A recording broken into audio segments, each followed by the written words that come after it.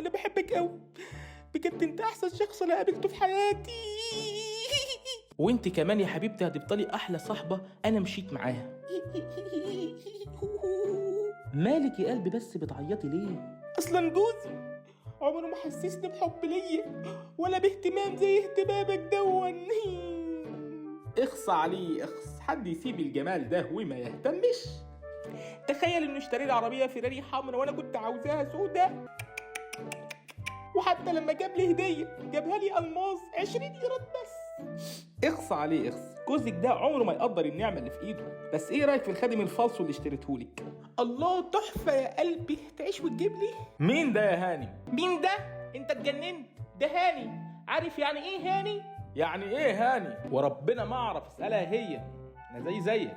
يعني لو عريانه يغطيني، يعني صاحبي واخويا، فاهم يا اللي ما بتفهمش؟ لا مؤاخذة كده بس، رايح فين انت كمان؟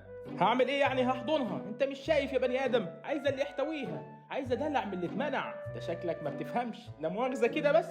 وانا كجوزها المفروض اعمل ايه دلوقتي؟ ارسم خط وامشي عليه. تعالي يا حبيبتي، تعالي.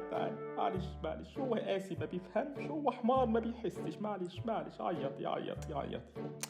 امشي بقى، امشي، خليها تعرف يعني تاخد راحتها واعرف احتويها. امشي، اما تجيلك البيت يبقى شوف هتعمل معاها ايه. اتفضل. 2 ليمون هنا من فضلك.